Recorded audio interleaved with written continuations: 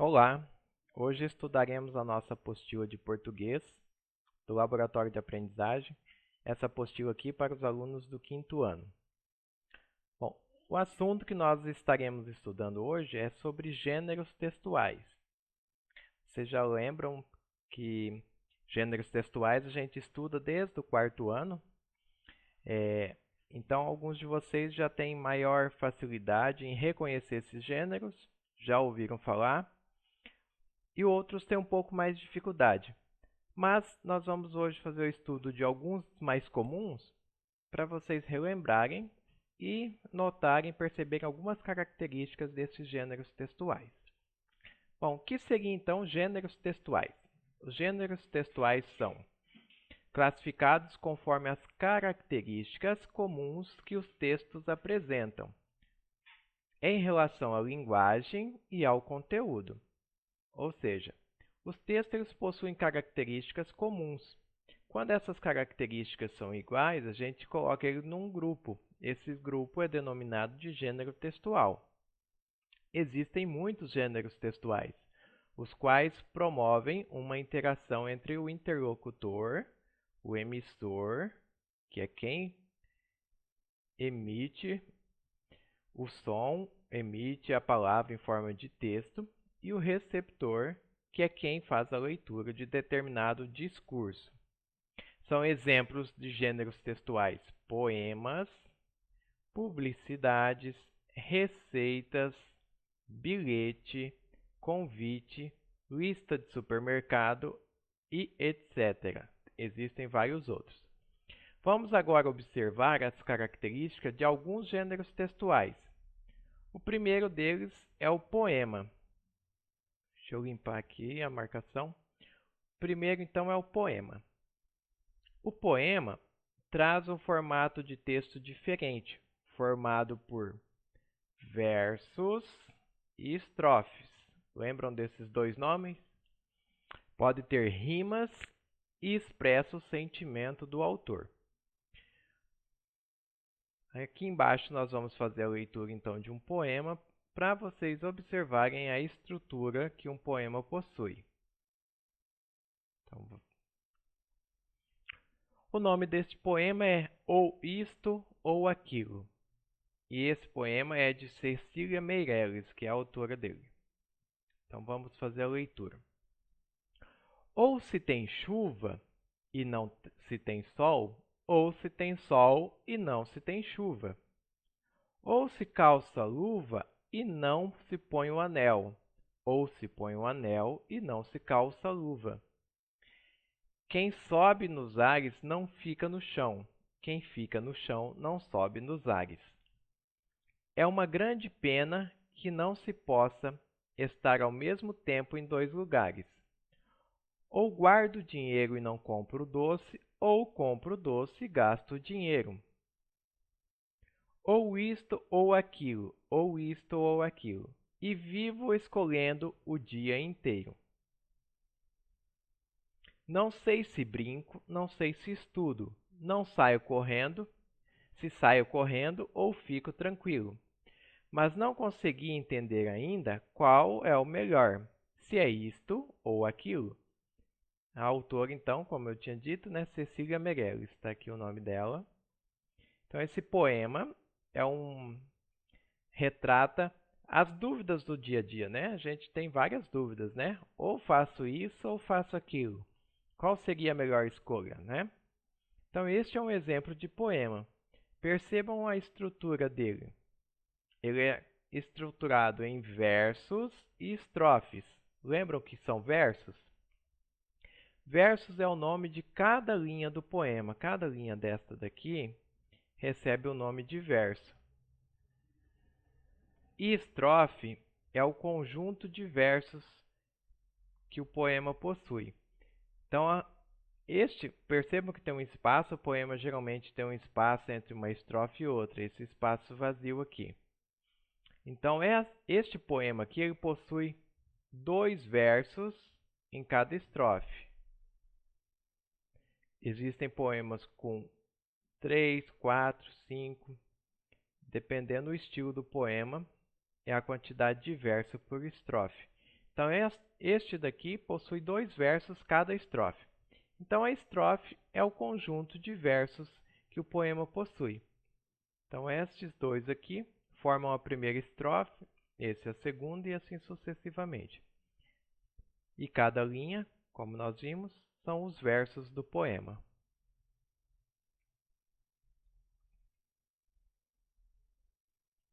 Receita, outro gênero textual, também conhecido, praticamente todo mundo já viu ou já fez uma receita, né, em casa, preparar alguma coisa. E nós vamos fazer a leitura, então, de uma receita aqui. A receita é um texto que tem a função de ensinar alguém a preparar um alimento. É comum vir separado em ingredientes e modo de preparo. Então, a receita ela tem uma finalidade. Qual que é a função dela? Ensinar alguém a preparar alguma coisa. Esta receita é de polenta com folhas. A primeira parte da receita traz para a gente os ingredientes. O que vou precisar? 3 xícaras de chá de folhas de beterraba, couve-flor e cenoura picadas. 1 dente de alho picado, uma cebola picada, 2 colheres de sopa de óleo, 1 colher de sopa de sal, 3 xícaras de chá de fubá. Esses então são os ingredientes. Essa primeira parte aqui, tudo que está aqui, são os ingredientes para esta receita. Já a segunda parte já vem o modo de preparo. Então, como que eu preparo esta receita? Lavar e picar as folhas, fritar o alho e a cebola no óleo, juntar as folhas, acrescentar 1 litro de água fria, sal e ferver. Adicionar o fubá previamente umedecido, ou seja, umedecido um pouco antes de ser adicionado. Cozinhar mexendo sempre. Tempo de preparo, 50 minutos. E o rendimento desta receita, 15 porções. Então, este é um modelo simples de uma receita, que também é um gênero textual que possui a função de ensinar alguém a preparar alguma coisa. Pode ser um alimento, pode ser uma receita de slime, que muitos conhecem. É uma receita. Vai os ingredientes e o modo que a gente usa esse ingrediente para chegar ao resultado final. Bom, essa apostila aqui a gente vai trabalhar bastante os textos, então os exercícios dela são apenas de leitura, para a gente reforçar a leitura. E agora nós vamos fazer a leitura, então, vou fazer com vocês e depois vocês repitam essa leitura em casa algumas vezes para treinar. O exercício número 1 fala para fazer a leitura das parlendas abaixo. Então aqui eu trouxe 2 parlendas, também é bem conhecida. Eu gostaria que vocês fossem lendo, acompanhando e prestando atenção nas palavras que estão destacadas, principalmente as letras que essas palavras possuem, porque elas possuem sons diferentes, ou melhor, ela possui um som igual a de outra letra, no entanto, ela é escrita com CH. E ela possui o som da letra X também. Então, para a gente não confundir no dia a dia, a gente só consegue escrever corretamente tendo o hábito de leitura e conhecendo as palavras. Principalmente as palavras mais diferentes, a gente prestar bem atenção como que ela é escrita. Assim, a gente sempre vai escrever corretamente. Então, vamos para a leitura. Hoje é domingo, pede cachimbo. Cachimbo é de ouro, bate no touro. Touro é valente, bate na gente. A gente é fraca, cai no buraco. O buraco é fundo, acabou-se o mundo. Então é uma parlenda bem conhecida. Existem outras versões dela um pouco mais extensa, com mais trechos aqui, né? Mas a ideia é que vocês conheçam e saibam o que é uma parlenda. Também é um estilo de texto. Ou seja, todos os textos escritos desta forma possuem um grupo. Esse grupo é um gênero textual e esse gênero é parlendas. A segunda parlenda. João corta o pão, Maria mexe o angu, Teresa põe a mesa para a festa do tatu. Já ouviram essa? Essa aqui é um pouquinho menos conhecida, mas também é comum. Aqui eu destaquei as palavras João, pão, a palavra mexe, que muitas vezes a gente escreve com CH e mexe é com X. Põe. São palavras que possuem acento. Esse acento é o til. Aqui, para dar o som de ão. Como o til está em cima do A, é o A que muda o som dele. Em vez de ser A, é ã. Então, João, o pão. Se não tivesse esse acento, ficava Joal. E aqui o acento vem em cima do O. Então, em vez de ficar O ou O, ele fica ON. Então, põe. Teresa põe a mesa. Vamos para o segundo exercício, que é outra leitura. Esta é um trava-línguas. Já ouviram falar em trava-línguas? Trava-línguas é um estilo de texto onde as palavras criam uma certa dificuldade da gente pronunciar, principalmente de forma mais rápida, né? Então vamos ao primeiro, trava-línguas. Num ninho de mafagafos, há 7 mafagafinhos. Quando a mafagafa gafa, gafam os 7 mafagafinhos.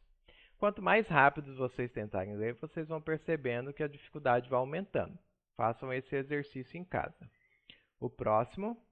Trazei 3 pratos de trigo para 3 tigres tristes comerem. O outro. A aranha arranha a rã, a rã arranha a aranha. Nem a aranha arranha a rã, nem a rã arranha a aranha. O próximo. O tempo perguntou ao tempo quanto tempo o tempo tem. O tempo respondeu ao tempo que o tempo tem o tempo que o tempo tem. Bem confuso, né? Estou recebendo ajuda aqui do Miguel, meu filhinho. Né, Miguel?